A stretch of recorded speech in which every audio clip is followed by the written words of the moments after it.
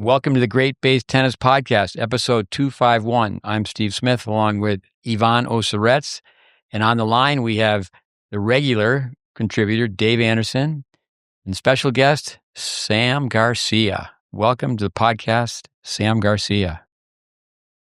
Thank you very much for having me. Let me paint a picture. You're the tennis director at the Quail Valley Club in Vero Beach. Yvonne and I popped in for a day. It was so great. Gave us a tour of all three sites. You've been there 23 years. But 23 years this May. Yeah. May 12th. It's also my anniversary being married. Wow. Well, yeah, I didn't know that. I didn't know that when I was getting married. It just so happened to be the same date. So 18 years will be the anniversary, and for my wife and I being married, and then 23 years being at the club. Well, let's give a shout out to your wife. Tell the listeners, what's your wife do? Well, she is in charge of all the elementary, middle school, and high schools in Indian River County. She has the Grand Slam. She was Teacher of the Year, Vice Principal of the Year, and Principal of the Year, and now she works in the main office, and now she's in charge of all the schools now in education. That's great. Yeah. I'll come back and tell a story about being with Sam and his wife, and a couple of stories. My son's staying at your house when he won his first big-time pro tournament. Let's do this, and now you may get emotional. You were the best man at your son's wedding. Give us a shout-out. What's your son, Connor? Connor is 27 years old, and I was totally surprised. He asked me to be his best man, and he got married February 22nd. And he works for, it's called TK now. It's an elevator company. He graduated from the University of Florida, and he graduated during COVID, and he was very, very involved in what's called Dance Marathon. He raised over $2 million. He was the president of Dance Marathon, but there's a big dance and there's several things, but during COVID, you couldn't do that. So only 25 kids make it into the Hall of Fame at the University of Florida for entrepreneurship. And he was one of them because of what he did during COVID. But the sad part about it is he did not get to walk, or he did not get to get his award because of COVID. But this weekend, our baby, Mary, graduated from the University of Florida also with her master's in 4 years. And she has accepted a job with Goldman Sachs in Miami, the new New York. And so proud of both my kids. But you've met my wife, Steve. It's not because of me. It's because of my wife. Both of those kids have done very, very well, and very proud of them. And that's probably been the best thing other than marrying my wife, those two kids growing up. I'm not their father, their real father. I'm their stepdad, but I've been involved since Mary was 3 and since Connor was 7 years old. Wow. And Gator Nation, you're when the football, basketball is rolling on TV, or you traveled up to Gainesville, or you're obviously a big-time Gator fan? Oh, yeah.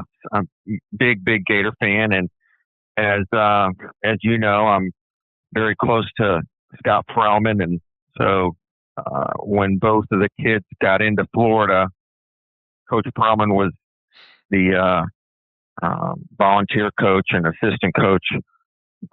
And he was like, it's pretty amazing that both of your kids got into the University of Florida, because it's not an easy school to get into. I think it's ranked top 5 in the country now. And it's not easy to get into that school at all. I was thinking about that today with the Pearl. Ever since you got connected with Pearl, which was very, very early, tell our listeners about that. I think we were just calling you Sam until you were part of the. There's always Sammy, the way Pearl talks, Sammy. Yeah, it was in San Antonio where I grew up. It was always Sammy, And then when I went to college and left San Antonio, it was Sam, but coach would always call me Sammy. And I called him today to tell him that I was on this podcast. And as you know, he's in the middle of the NCAAs. I think they're in the round of 16 and they're playing UCF this coming Saturday. So, yeah, for our listeners, TCU, they wear purple, so pearls and purple. But he's been in college tennis forever. But you went to Kansas, so you were very young when you worked for him, right? yeah, I did. And he was the men's coach. And then Michael Center at the time was the ladies coach. I was young. I had been in the country club business. I came from Marriott's Bay Point Resort in Panama City. And how I met Coach was because he came to Panama City and he showed up that it was a college tournament, clay court tournament. And I told him that, I went through the Kyler Jr. program and he would bring 10 rackets into string. And of course, there would be 100 rackets in front of him, but I got his done first. And right. so he was like, can you come and work for me? And at the time, I was probably making about $35,000. But when I worked for him, you could only make $12,000. So I took a huge pay cut. And every day I'd be like, Coach, I don't know if I can stay here much longer because there was rules where you could only make so much money if you were the assistant coach. The Pearl. So how many years were you with Pearl?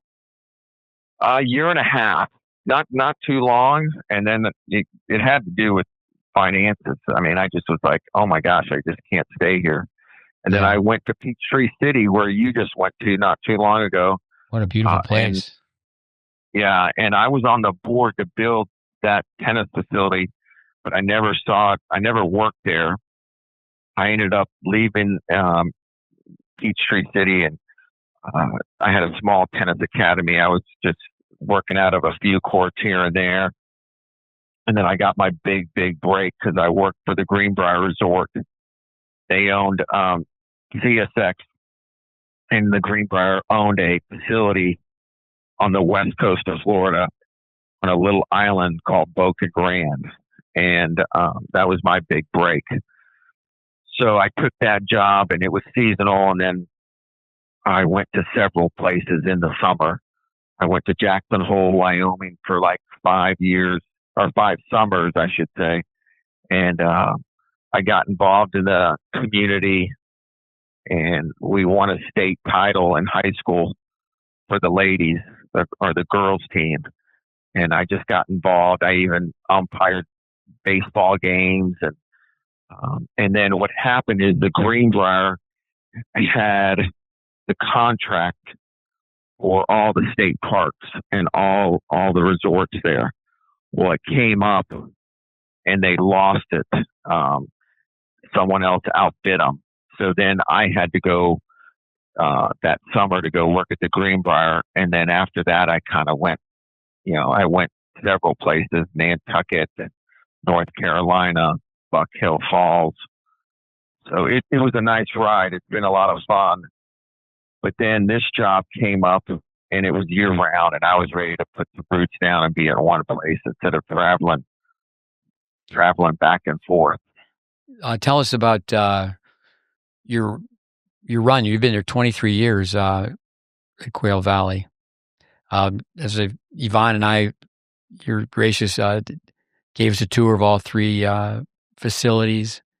Amazing place. Tell us a little bit about where you are right now.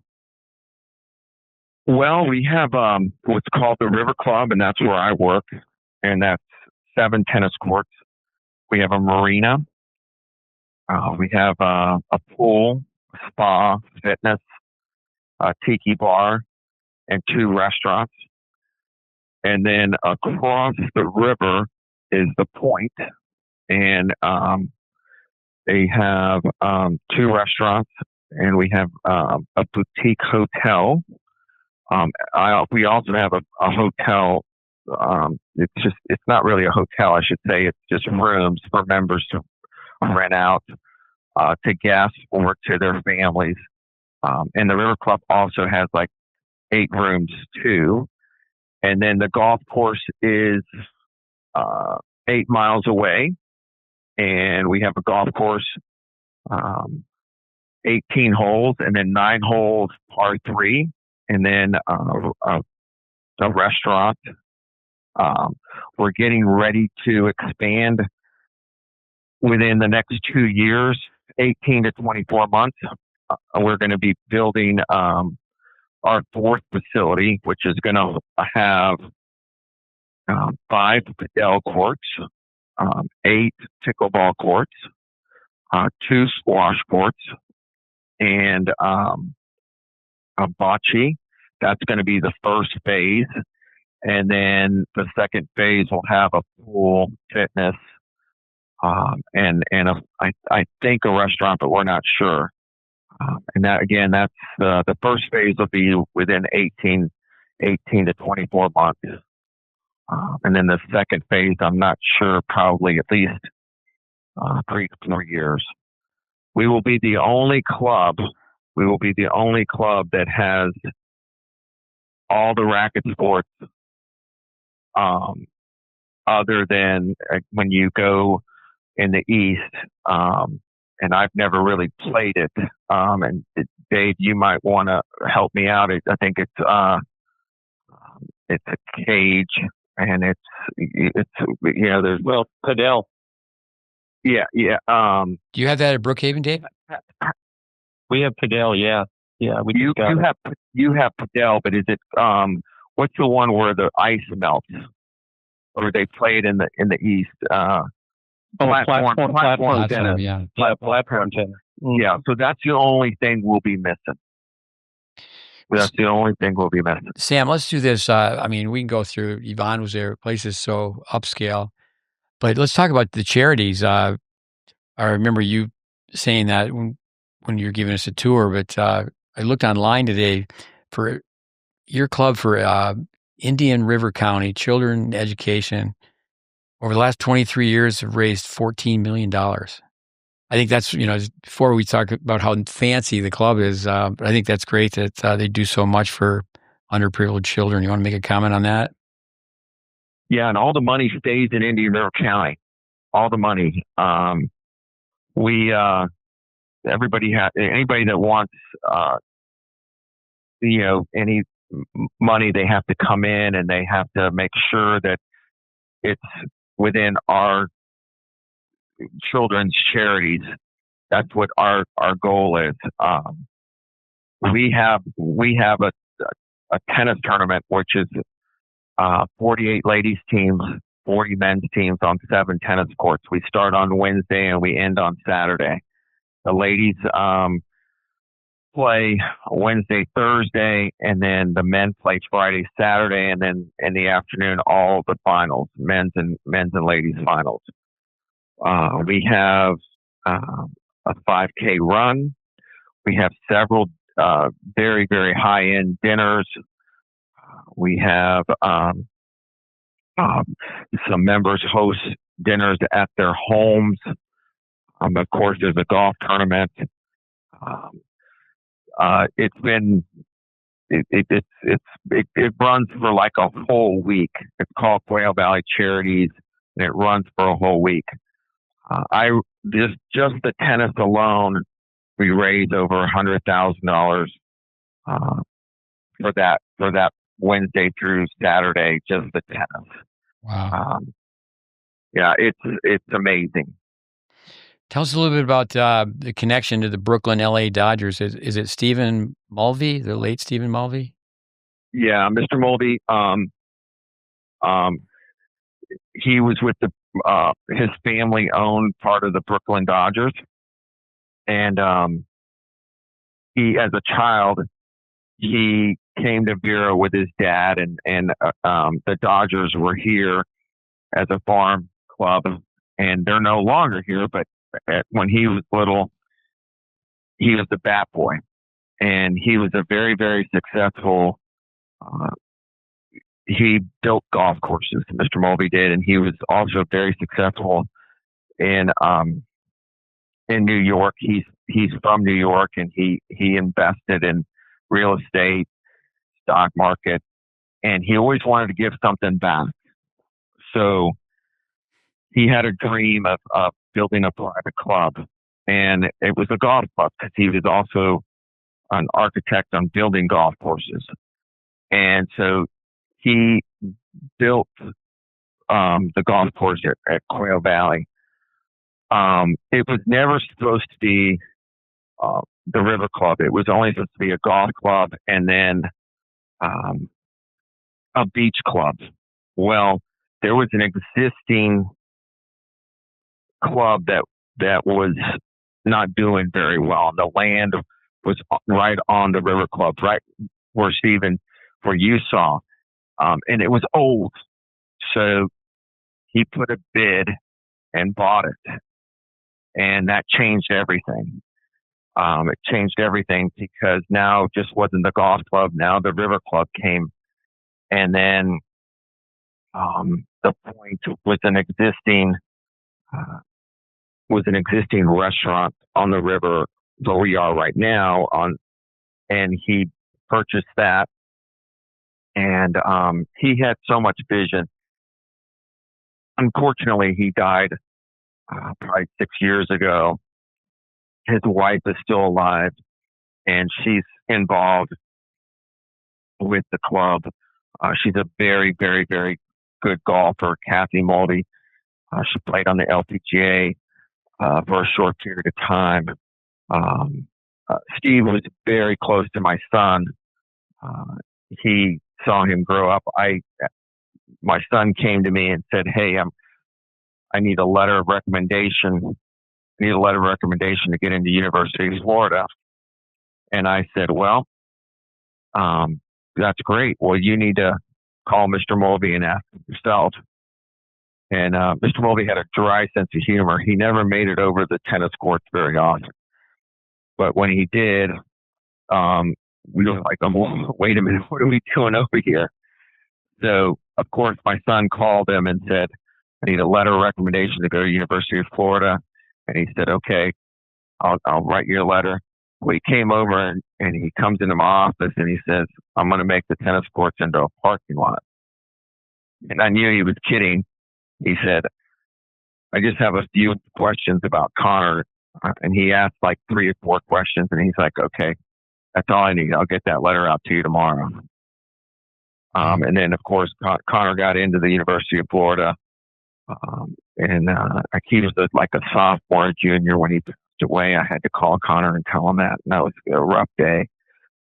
He died way too young. But the vision that he had was amazing. I mean, he could build. The Point was a very small little area. It was a restaurant. And for him to get the boutique hotel, and you saw it, Steve, it was beautiful, right on the river. It was just gorgeous. Now, for the listeners, I did that today. There's several videos that just go to the Quail Valley Club, and yeah, you can read about the history of it. But yeah, just the videos, it's amazing.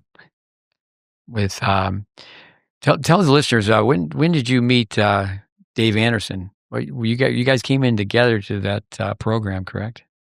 No, he was a little bit. I think I was a year ahead, right? Maybe a year, maybe even 2. I came in and I was good friends with Jimmy Johnson with my high school. We went to high school together, and Jimmy went through the same program. And all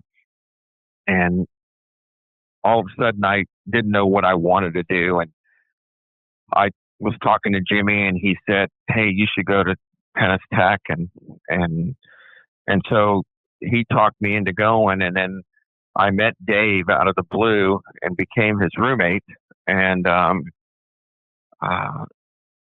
was a great little thing. Let's just stop there. There was no partying. That's good, Sam.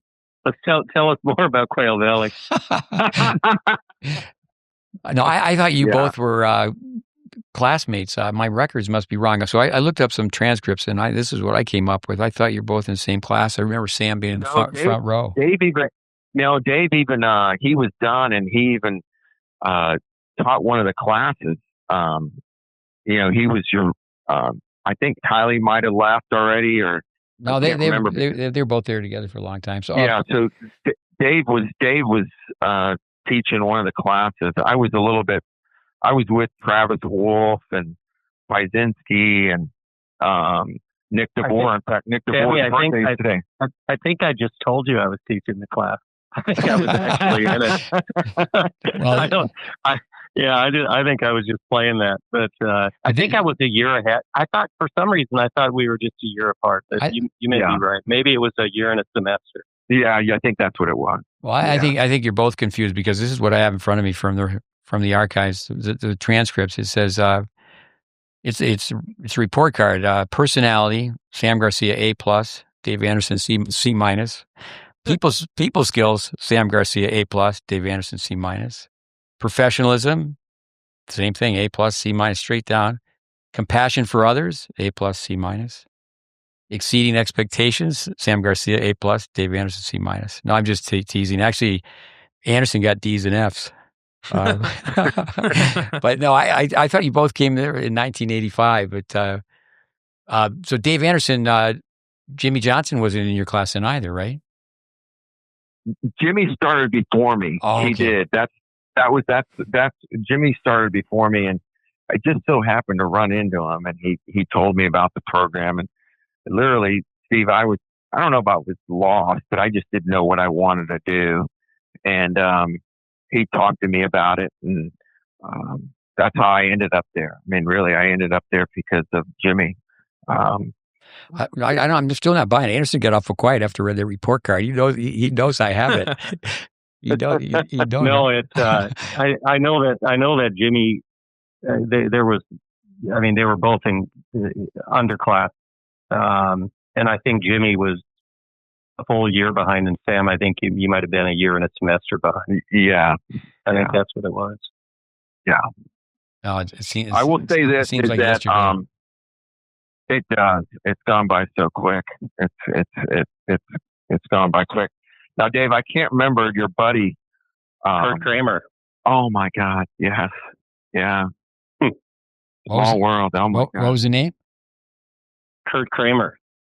He was the guy that roommate. Why not? And I said, "Hey, I'm going to school in Texas," and I said, "You want to come?" He said, "Sure."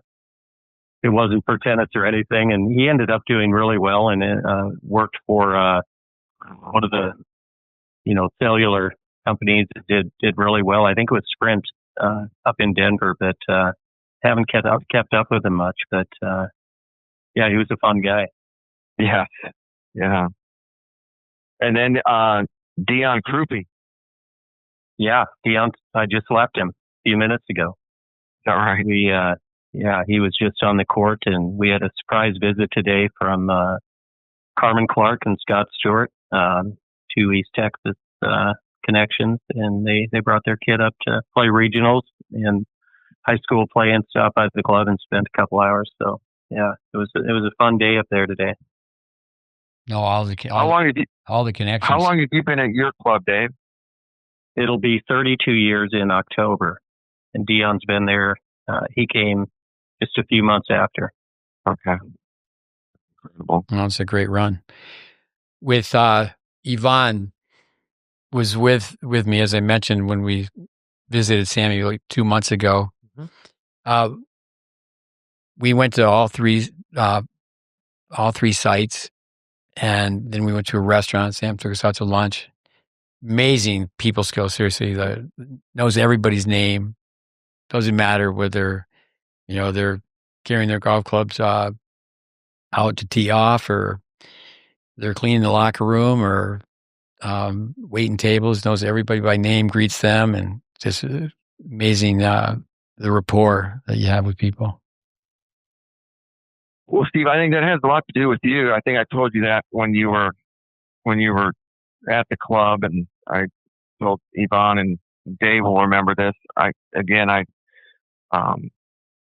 you had the second year students on the one side, and then the first year students on the other side in the tennis court. And everybody got up and they said first, last name, and where they're from. And of course, you know, the first year students didn't know what we were doing. The second year students were writing everybody's name down, and you said, okay, pull out your pens. Here's your first exam. And everybody stood up, and you were like, okay, please write everybody's name, first and last name, and where they're from. And of course, the second year students passed it, and I flunked it. And I've always learned that. And then I also had a GM that I worked for that if you can remember their first and last name and what they drank would even be bigger. That's good. Yeah. So, yeah, I think that was one of the things I learned from going to school and from you, and it's always stick with me. No, how's it going? Call out their name. It's music to their ears. In going through the club, I told Yvonne, what you want to do is handwritten thank you notes. You just want to be sending out thank you notes. That's just gone away. Greet people. You spend so much time with Scott Perelman. To this day, I say it all the time. He would greet people. It's a new day, new opportunity to excel. Give them more than just a hello.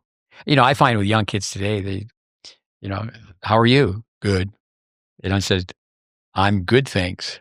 How are you today? And that's gone away. But it's so important. So important. Then to engage in conversation and really totally be interested in the questions that you're asking. Where you're from, what do you do? Tell us a little about Vero Beach. Vero used to be called Zero Vero, but it's growing because everybody's moving from the south to the north, and it's a beautiful place to be. It's not like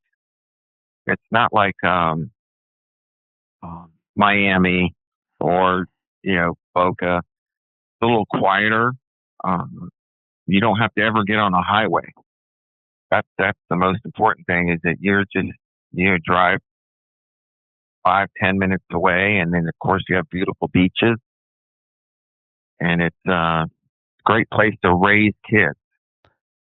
I first went to Florida in 1974. I was in Boca, and I'd say 20 years later, Vero Beach reminded me of what Boca was like in 1974. Was the Holiday Inn? Is the Holiday Inn still right there on the beach? It is, but it's called something else, and I can't remember what it's called. It's called Vero Surfside or something like that. You and Dave worked for Everett, Bassett and Everett or something. Is that correct? Yeah, we made it to Boca. Seguzo, Bassett, Robbie Seguzo, and Carleen Bassett, top American doubles player. I got to be 21 singles too, 1 in doubles. Carleen was 8 in Canada.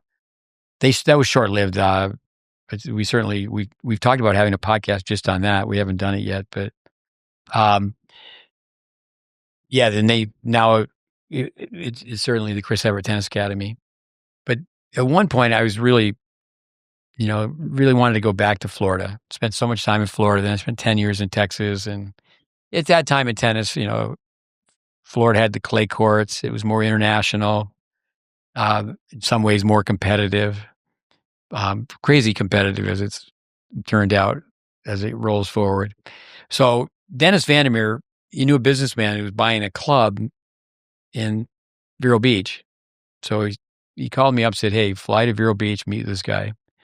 So the guy was a no-show, but I was there and went from one club to the next. And, obviously some of Dave, I remember running into Roger Seguzo, and he was teaching in Vero.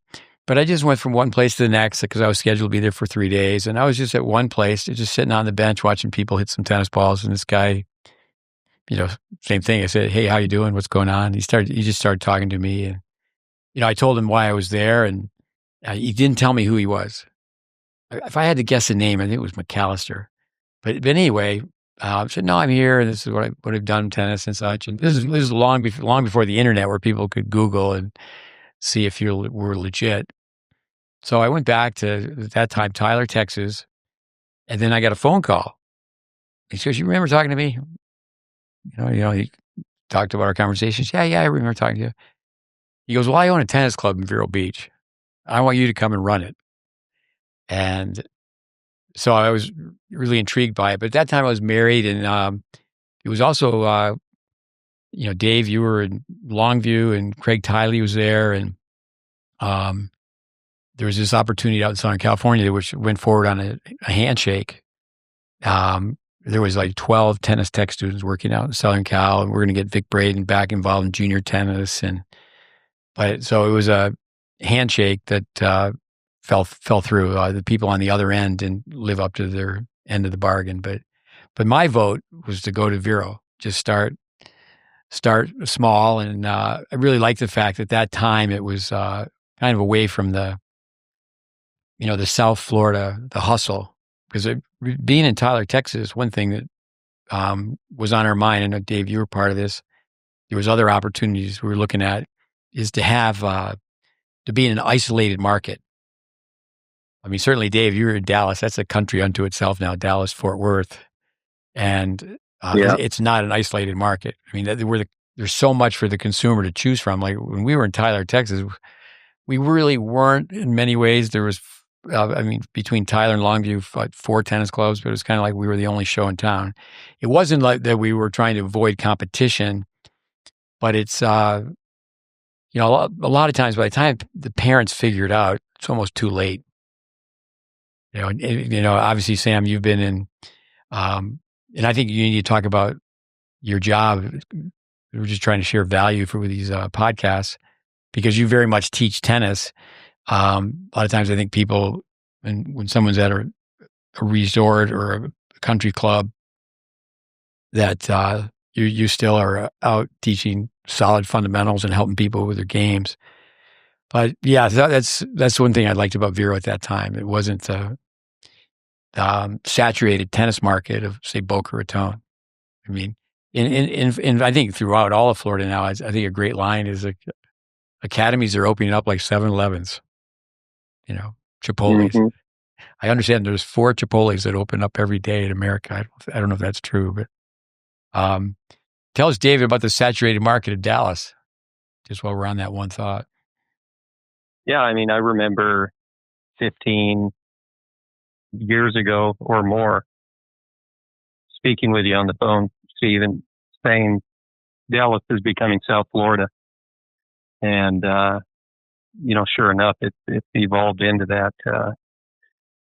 I think I just checked. I think DFW, Dallas, Fort Worth, and Arlington, 4th largest metropolitan area now in the country, surpassed Houston. But I mean, with it comes a lot of challenges, not only in navigating the city. Sam, when you were talking about Vero and how you can get on a road and go 5 minutes, and those days are done in Dallas. And I think now decisions on, it's not just the saturation of everybody trying to make a living in tennis, but the logistics of trying to get from A to B are really difficult in Dallas now. And you've been in my house, Steve, where we used to live in Allen. I mean, that's a very difficult drive to get to Brookhaven now. The roadways are really, really congested. The tennis is become, pretty saturated, and there's become a lot of car trunk pros working out of parks and those kind of things. So I've been in a lot of countries where you sit in the back seat and there's a driver and you just cover your eyes. But that's what I think. If I were to live in Dallas, I was okay. I don't know if I'd want to drive. But it's that way so many places. I mean, 12 lanes. It's like, are you kidding me? Hey, let's circle back, and we'd be remiss if we didn't ask Sam Garcia to give us one Scott Perelman story. Well, Steve, you helped me a lot, but Coach P helped me a lot in my career. I was very young when I went to go work for him. I didn't have a lot of experience in college coaching, and so I will say he's probably one of the best college coaches out there. His resume speaks for itself. So we're when we were winning, it was great. And when we were losing, it was not good. And I remember one time where we didn't do very well in the national indoors. We would always lose the first round. Again, I didn't spend a lot of time with them, but we had a pretty good team. We had Craig Wildy, Chris Walker, that were 2 All-Americans, Jeff Gross from Kansas City that was very, very good too, baseliner. Walker and Wildy were big recruits for him that came from Michigan, and we had they were old. They were like 4 or 5th year seniors. So we're playing Notre Dame at first round at the national indoors, and Kansas never got past the first round. So we would always go into the consolation bracket, and it was always just would drive Coach P crazy. Well, of course we lose. We lose to Notre Dame, and a guy named Raphael Rangel said that the fight was just about to start when we left, and the Price is Right was not over when we got back home. I'll never forget, we're on the highway. I think we're in Louisville, and Coach is like going in the fast lane 100 miles an hour. And I'm like, we're in this van, and I'm like, oh my God, he's going to kill everybody. And all of a sudden he slams on the brakes. We're in the fast lane, and I'm like, Coach. Everybody's like, the cars are going by us, and they're honking their horns. I'm like, Coach. And he slams his hand, and he already has a big 8 ring at the time. He has this big 8 ring on his hand, and he slams it. And of course, it was we suck. I can't believe that we just lost in 45 minutes. And of course, he realizes what he's doing, and now he starts going. Well, an hour later, we had a guy named Paul Garvin. We lost, and Paul's like, hey, Sam, you want to go to lunch? Because I have the keys of the van. I say, sure. So he takes me to lunch with a couple other guys. Well, Coach, at that time, there were no cell phones. Well, Coach has been trying to get a hold of me because he thinks he broke his finger because he hit his hand so hard or on the dashboard that he's like, I bent my ring, my big ring. And I'm like, I got back about an hour later, and he's like, where the hell have you been? I said, well, Paul Garvin took me out to lunch. Oh my God. He's gotten a lot better. I don't know. I talked to his wife today, and he's gotten a lot better on how to handle the losses, but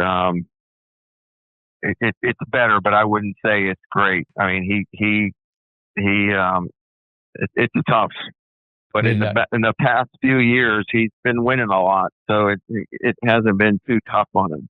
With I was at the clay courts, National 18s. I was talking to Steve Denton, who was at Texas A&M, and Brian Shelton, at that time, was still at Florida. And we're talking about the Pearl. Everybody loves the Pearl. Almost everybody. With, I remember Ron Smar, who coached at Rice for a long time. And he said, are you friends with him? For the Pearl. But anyway, with Brian Shelton, I said, Scotty Perelman, the Richard Pryor of college coaching. But for our listeners, Sam Garcia is, how could you get mad at Sam Garcia?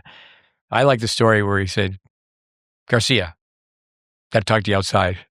He takes you outside, starts screaming at you because you're among all the other coaches at the Kansas office. But he took the team from worst to first. I mean, they won the Big Eight. But he wasn't getting the big horses. I think Dave Anderson was Pearl. Did he ever come in and put on a coaching, run one of those 3-day workshops when you were there? Or was it before you got there? Yeah, I think he did one. And then I remember when, at Brookhaven, actually. Yeah, I was going to say Ty Tucker. Ty Tucker and his famous quote about David DeLucia, because he was looking to recruit there, was, well, I can't probably say it here. Okay. But it was basically making chicken blank out of chicken blank. He's tired of making chicken blank out of, because he was, really, I mean, DeLucia hit the ball pretty well. And, but I remember we were up there. We were actually still at Tennis Tech, and we were just up there in 88. It would have been 88. To digress, David DeLucia, he was fun to watch. I know Julian Krinsky, way back when Julian was on court, he was connected with his tennis when he was a young kid, Philadelphia kid. Yeah. But Ty Tucker was a really good tennis player, and the Pearl and Tucker, for our listeners, Tucker coaches Ohio State.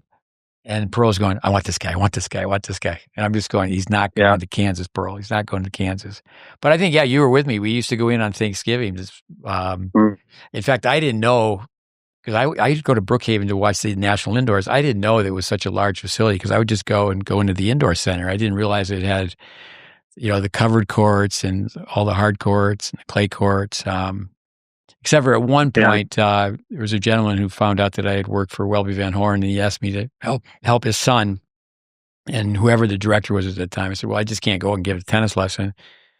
Let's talk to the tennis director if I can go out and watch your kid hit some balls. So that's where I first found out, there's courts across the street. I didn't realize that, it's not really the street. You just walk across the parking lot, basically, at Brookhaven. It would have been Fernando Velasco. Okay. Yeah, he was the director then when we were going up there. With Dave, where did he go after that? Did he come to Florida? He went several places. He landed. I couldn't tell you where he was in the interim, but he went to or in between. But he went to Austin eventually.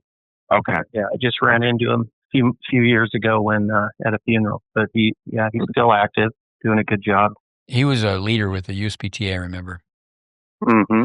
With let's paint a picture, Sam, for Boca Grande. Tell us about Boca Grande, and we have to thank you, anybody who's connected to us who've been privileged to be with Posey or the Posey family. Tell us about Boca Grande, and then we'll branch off and talk about Posey. Well, it's a private island. It's 7 miles long. There was this land that CSX owned, and they tried to sell it several years, and they never sold it. Well, CSX also owned the Greenbrier Resort in West Virginia, White Sulphur Springs, West Virginia. And so they said, okay, let's build a private club. They had all this land, and they built a very, very nice club that had 7 tennis courts on the Gulf of Mexico. I was fortunate to work there for 10 winters, and then very, very high end. It's like Nantucket, and I was fortunate to teach tennis there. They have 3 different clubs there: the Boca Bay Path Club, the Boca Grande Club, and then the Inn.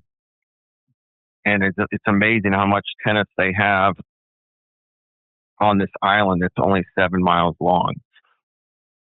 And if you've never been there, the sunsets are incredible. It's between Sarasota and Naples, right?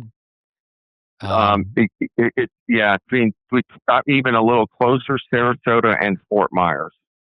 It was one of the best lines my son, Mikhail, he was just classic. Or it's a private bridge. And at that time, it was only $4.50. to go across. I think they're charging $750 now. But to go across, I remember Mikhail's in the back seat. He's very young, and the gentleman goes, "That'll be $4.50." And Mikhail looks up and he goes, "Do we get a bowl of soup with that?"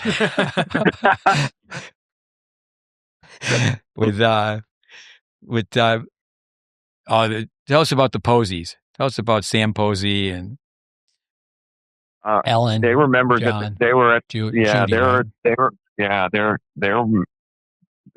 Ellen and Sam are the parents, and Sam had a huge career with ABC, but he had a career with car racing, Indy 500, Formula One, and he did really, really well. But once he met Ellen and they started having children, they had John, and so he stopped racing and he started working for ABC. He announced the Iditarod. He announced the Olympics, several different things. I can't remember which ones he did, but was just the easy going. Unfortunately, he's had this Parkinson's. You would never know that he was sick. You would never know that he had a tough day. Ellen was a famous photographer, and they met and they got married. Sam also was a big artist and an architect, even though he did not. He built several. Like he helped at the school in Sharon, Connecticut, but his degree was not there, so someone had to help him. But he had so many different talents. So John was playing at Millbury, is that right, Steve? Is that right? Bowdoin. Oh, I'm sorry, you're right. So he played there his freshman year, and then something happened and he didn't make the team the sophomore year. And Sam called me, or I might have called them to check in on them. I can't remember. And all of a sudden, John was going to take a year off and he was going to go to the tennis academy, voluntaries or something. And I said, nope. I said, you need to go see this Steve Smith. He's in Tampa. I'll find out where it is. And sure enough, I called you, Steve, and John Posey went there. And John's is just the greatest kid. I mean, he's a young man now, but this family has done very well, very, very well. And you would never know it with John, because John would have a hole in his shoes. Oh, I'm fine with these shoes. And now the sock has a hole. Then he's bleeding. Yeah. And he's a hard worker. I mean, I helped him out for like 5 or 6 seasons. Technique wise, it was probably the best thing for him to go and see you. And, I would say that he's probably been one of the best students you've had, because he's got a heart of gold. Whoa, wow. With Posey, tell us the Posey stories all day long with, I wouldn't know where to begin, but I love his shoulder bag. Sister came to visit. She didn't really like a shoulder bag. It was a garbage bag. And, his warm up was a flannel shirt. I mean, he was certainly not pretentious. I mean, he's just so down to earth, humble. We'd always say that Posey could endure pain, but he could not inflict pain. Yeah. The type of thing. Dave, did you ever meet him, Dave? Did you ever meet him? No, I've heard a lot about him, though. Sounds like an amazing kid. So Posey, for example, the Tampa Airport was just minutes away. But when you clock it, it's like a 12-mile walk. You just like, boom, you can be there in 2 seconds. So Posey, he doesn't want to put anybody out. He walks. He walks the 12 miles with his, flies in his shoulder bag. But, he had got cut after his freshman year. But, the thing is, he did go back and make the lineup and play for 3 more years. I remember, I did want him to go check out Bollettieri's, but he never did. But I remember the meeting, he goes, well, I really don't want to play doubles. I said, you have no choice. You have to play doubles. And then also, too, he's not abstract, but just creative. Is, well, I want to invent a shot. Like, oh, that's not happening. So that's how the first meetings went. But well, and I think also Sam's agent, had something to do with IMG, if I can remember, and so Sam and I are talking, and he's like, well, my agent's telling me to go to Bollettieri's, and I'm like, let me make a few phone calls, and they trusted me. I was very close to the family. I would go to Sharon, Connecticut, and do some clinics for them at their small little private club. And once I told them to go see you, and John would be like, that was the best thing that I ever did, was to go over there. Steve, how's that book coming that he's writing? Do you know anything about that? Is that almost done? Last time I talked to him, it was almost done. One thing for the listeners, Posey, brilliant. He'd be the last guy to tell you, but I'm pretty sure he got 800 on the verbals. Academically off the chart. He could read in a snowstorm. So, but it's based on a cast of characters, and it's a spin-off of what he experienced in Florida. Remember John Doran, who, was an Irish Davis Cupper, a Harvard graduate, was on the same team with James Blake. Just came in and just fell in love with the guy. Craig Tiley was around him, and not the really top colleges, but there were several colleges just called, say, we want this guy. And it wasn't, we want this guy to put him in the lineup. You have to understand, we want this guy for character development. Because you get a guy like that on your team, nobody can feel sorry for himself. I mean, he just worked so hard.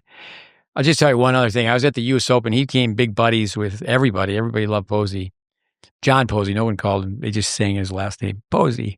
So I'm at the U.S. Open, and I'm with Posey. And I remember one of the students who was there, Riley Hardy, played Nadal. But many times I would be with Posey at the U.S. Open, and I say, hey, Posey, stay right here. I'm going to go get Raven Klaassen, because I had the credentials to go to the players' lounge. He goes, oh, no, don't interrupt him. So I go in, and for our listeners, Raven spent 4.5 years based at our place. And, he had a tough go. He didn't really crack it in singles, but 3 knee operations, but had a breakthrough. Eric Buterak asked him to play, and they had a magical run to the Australian Open. They were in the Wimbledon final as well. So Posey says, no, Raven, he'd be too busy. So I go, hey, Raven, Posey's here. Let's go see Posey. And Raven's like, he's going to stop everything to go see Posey, because he just has so much respect. Posey, I'll just say this, is that we have a short clip. Raven, I was in South Africa, and Raven was off the charts as far as his speed. But Posey he'd run through a wall, this guy. And just no quit. So we had this field next to the tennis courts, and we were doing the bear walk, and just race who could do the bear walk. And Posey was the fastest bear. So Klaassen was playing tournaments. I mean, the first several months, 6 months, no, he was 1 or 2 in South Africa in the 18s. Said, no, you're not playing. We got to tweak this and tweak that. So they're both humble. So Raven's going to have a race with Posey, say who's going to win. And Raven won by quite a large margin. So he just walks back and he goes, being from Africa, he goes, lion walk. So, but tell us about Pro of the Year. We've tried to give value out. So you've been honored as a Pro of the Year. Was it the PTR or USPTA? Which one? Both the USPTR and then I can't remember what years, but one with the USPTR and then one with the USPTA. Then the USPTA was my section. It was a great honor, and I got in. I when I first started, when I left the tennis tech, I chose USPTR, and I couldn't afford both of them. I probably should have done both of them. And so I got into the USPTA late, and now of course the USPTA has changed, and it's more of a racket sport. I'm still involved in the USPTA, but the USPTR I have not kept up with it. But now that we're going to we're expanding. Now I'm going to have to get certified in pickleball and Padel and but for a young listener, so what advice would you have to be honored like that? What do you do to become pro of the year? Well, we grew so quickly as a club, and I'm pretty humble too. It came from my peers, my other pros in the area. So just being here for all those years and having so many ladies teams, so many men's teams, and being growing with the organization is I think that's how it happened is from my peers. It's not from me. And I grew in this job because the jobs that I had in Boca Grande, I never had to do a budget. I never had to do any of that stuff. And with this job, it's a lot different. It's a programming, but it's also managing a staff. And I think that's the biggest growth that I had from going from a small club to a huge club. This is the people from San Antonio, where I grew up with, they think, and you've always said it, they think that all I do is hit tennis balls. And I think one of the things that you've said is that we wear a lot of different hats. It's just not just hitting tennis balls. It's making relationships. It's a business. It is. It's a business. Go ahead, Dave. What questions do you have for Sam? Anything you want to touch upon? Well, Sam, it's been great hearing about everything you've done since we really last spoke. Amazing accomplishments, and when we left Tyler, each in our own craft, when did you kind of start leaning towards the fact that you may want to become a little bit more involved doing off court, doing the things you're talking about, budgeting, programming, heading that route more to director rather than full time on the court? When I started working for Coach P, I left. I was a head pro at a Marriott Bayport Resort, and I left there and I got into college coaching. And it didn't help that I wasn't making any money. Don't get me wrong, but I loved us playing matches. I loved it, but I missed. I enjoyed trying to make people who were 2.0s to a 3.0 to a 3.5. I did like the college once we threw the balls out and we played and the competitiveness, but I missed the country club aspect. So after working for him, I was like, okay, I got to get back into the country club business.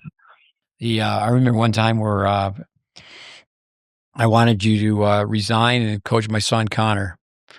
My son Connor was fortunate enough to stay with you and your wife, and it was his first pro tournament, leaving college, and he won the tournament.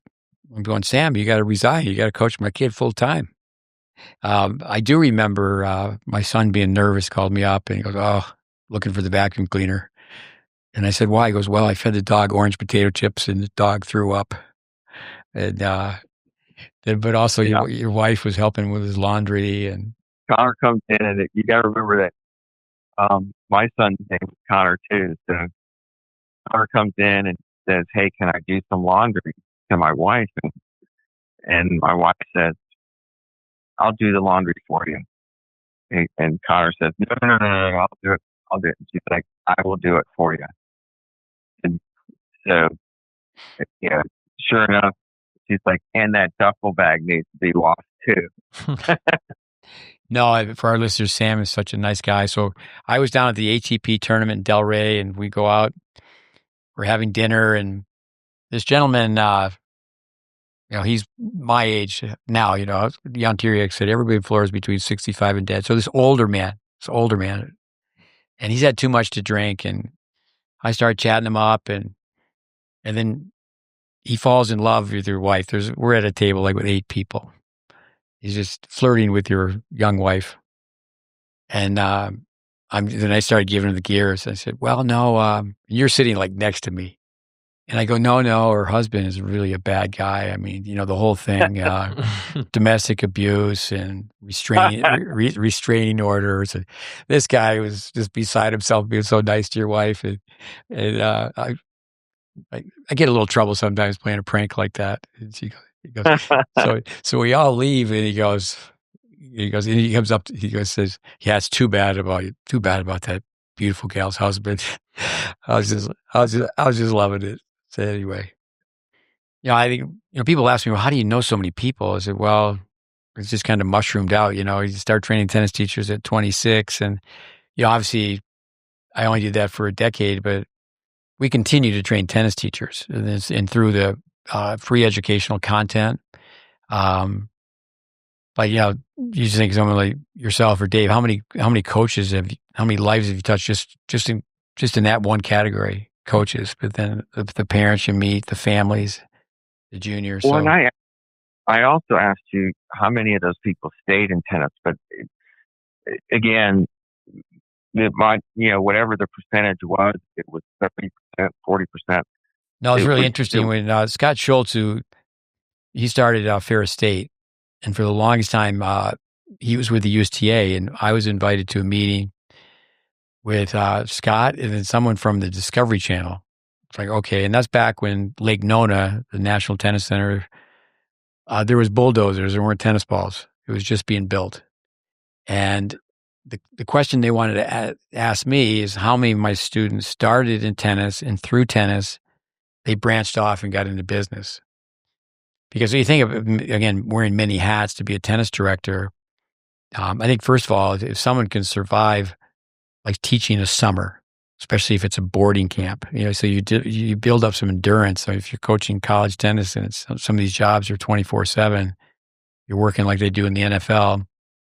But it was really interesting. They wanted to know how many students use tennis as a springboard, because what they wanted to do, that's when Scott was in charge of USTU, United States Tennis Association University Program, and they're trying to say, okay, I remember back in the day, Ron Woods, not Ron Woods from Corpus Christi, but Ron Woods from PA.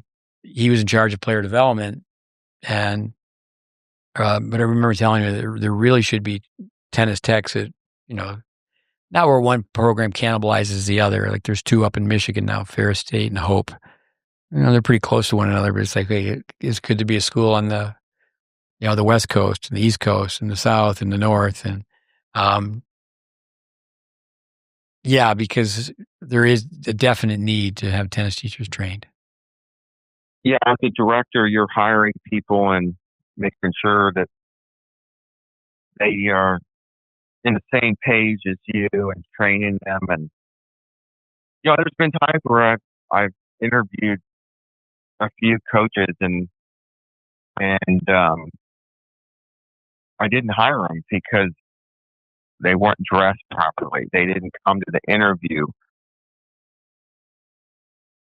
here. Even at the level country club where I'm at, no collared shirt, making them give a lesson, and they're not properly dressed. Little things that just you would be shocked at, that you're coming up, paying your way, and putting you up in at the club, taking you out to dinner every night, and it's not so much the teaching part, but just the people skills too. At Tennis Tech, if you remember, we used to have a skit.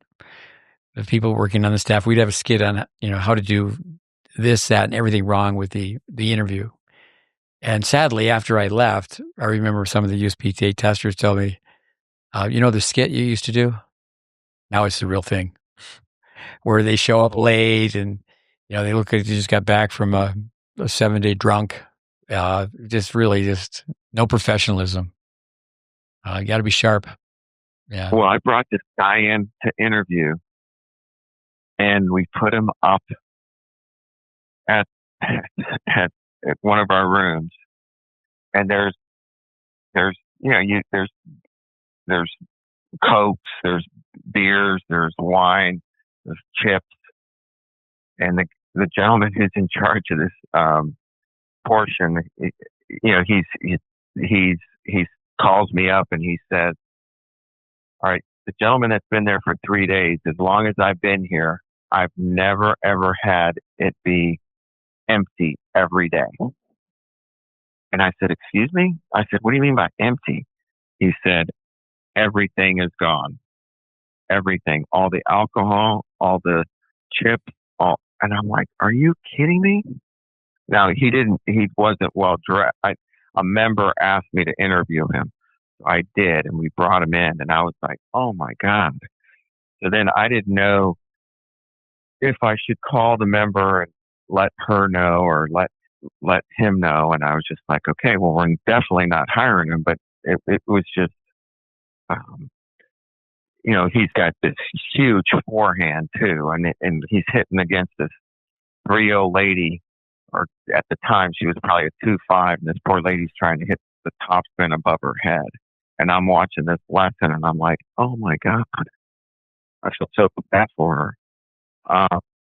Yeah, it does, really help. It really helps to have kids, the customer hit, the older player hitting with the younger player. I would get upset when some kid was playing in a clinic with 3-5 ladies and they hit a topspin lob and they're giggling. Just like, come on, don't you have any class, any common sense?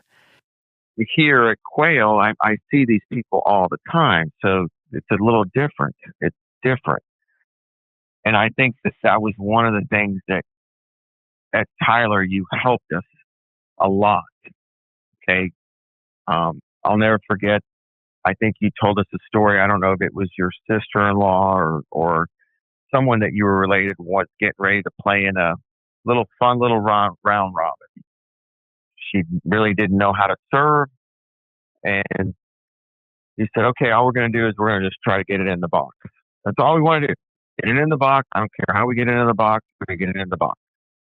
And that's how we're going to end up playing. And, that sometimes we got to do that. Right. Just make them fun, make it fun.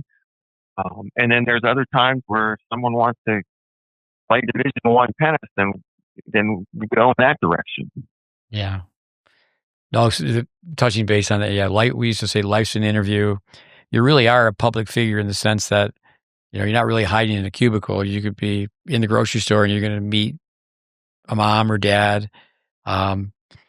It's not like you want to be authentic. It's not like you're,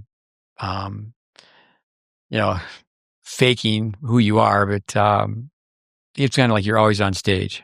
You are who you are, and be presentable at all times. Like my old man used to say when we leave the house, don't embarrass the family.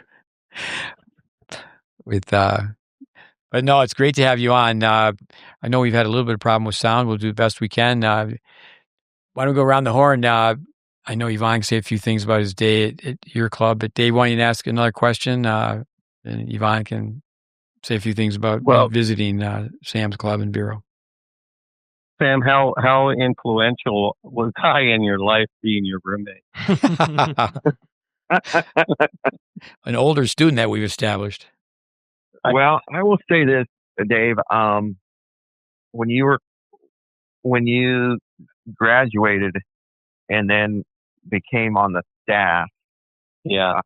that meant a lot. It really did. And then we talked about a year ago, Mm-hmm. and both careers. I mean, your career. I mean, being at one place for over 30 years, pretty impressive. I mean, that just does not happen. It doesn't. In our conversation, I asked you about Croupy, and Yeah. I know you've done very, very well in business too, and owning other rentals in Dallas. It's I know Steve's very proud of you, and I haven't kept up a lot with you, but it's been a pleasure you being on today. Um, it's gone by quick. I don't think I ever did call you Sam, by the way. I think it was always Sammy. And how old are your kids? 36 and 33. Oh my gosh. Yeah. You're just a little old, right? I'm 58. Yeah. I'm 60. Oh my God. Yeah. You're too young to be having those. Too young. Well, we're going to start going through ages. I think Posey's 42. Is he? Is he 42 now? Yeah. With I don't play anymore. I haven't played in a long time. I enjoy teaching. I enjoy making members better. You know, a 3.0 to a 3.5 to a 3.5 to a 4.0. But I said it's not like I'm going to go out and start playing, because that's just not going to happen. My body, shoulder, knees, whatever. I'm not gonna play. But I will teach my grandkids if they really, really want to play. No, that's great. Yeah, good for you. Yvonne, tell us a little about your impressions from meeting Sam and touring his club. Yeah, it was amazing. Could sum it up: professionalism, respect, sense of community. The three sites, they're really nothing short of spectacular. I'd say I learned a lot, and we've gone over it, remembering names, where they're from, how important that is. I'd say a highlight for me is the men's locker room at the golf clubhouse. I mean, it's just like this amazing display of taxidermy. I mean, it's just these. There's a lion there, I believe, a polar bear. They're just giraffe, elephant. Yeah, I mean, these animals looking at you, and it's like just one of the most amazing locker rooms I've ever seen. So yeah, I'm just grateful to have been given a tour of such an amazing facility. That locker room, all the M&Ms you can eat. Yeah, there's a big bowl of M&Ms. Yeah. there's a bartender in the men's locker room. I'm sure the women's locker room is just as nice, but it's just the gentleman, Steve Mulvey, he must have been on a few safaris. He was a hunter. He was a big time hunter. He loved to hunt. That was his passion. Other than building a golf course, that was his big passion. That elephant was one of his biggest hunts. It came in different phases, like of course the head, and then the right ear, and then the left ear. It came separately, and for them to put that up there, we took forever. He just loved to hunt. That was, he was from New York, and I miss him. He's a good guy. Oh, that locker room though, the whole place. I always tease out listeners. I call Sammy. I go, Sammy, you on your boat? There's a few yachts that are. It's amazing. Some of the boats that are at your facility. Yeah, I think I told you about that lion. It was in the administration office. I don't know if I took you there. I don't think I took you guys in there, and it had a rope around it. and it said, "Please do not touch." And Mr. Mulvey had a huge, dry sense of humor.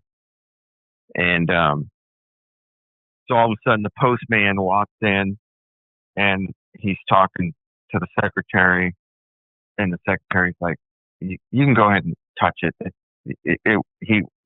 No big deal if you go ahead and touch it." Well, Steve Mulvey was in his office, and he had this like fart machine at the Tiger. So as soon as the postman touched it, he hit the button, and this postman jumped because it looks like it's alive. I mean, this lion looks like it's alive. Oh my God! I wasn't there, but everybody that was in the office just started dying laughing, and the postman to this day still, "Oh my God, I can't believe Mr. Mulvey did that to me." No, it's funny.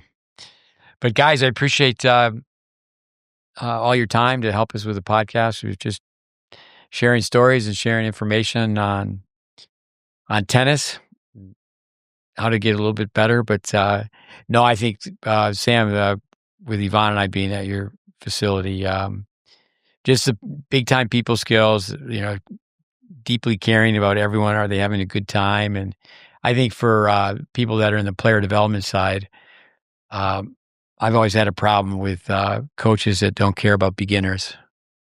They just want to be with the really good players. The third base coach, the people that are at junior terms hand out business cards that can already play. But, you have to be as equally as excited no matter who you're working with. I think that's one lesson to share among many. But anyway, guys, appreciate it. Yeah, Sam, great hearing from you. Yeah, we do have to get that reunion going. Yeah, definitely. I'd love to see Dave, and instead of talking to him over the phone, see Dave and Groupie and Wolf and Pyzinski and all those other guys. Yeah, David said we could do it in Dallas. I mean, you're the one who said that we should do it in Texas. But let's do it. Sam, that's you and I will put it together. I'd love it. All right, let's do it. Have a great evening. Thank you very much for having me. Yeah, Sam, all the best to you, your family, Dave, same. Yep. Everyone, thank you. Listeners, thank you. Another Thank podcast you. in the books. Have a good night. Adios. All right. Good night. Adios.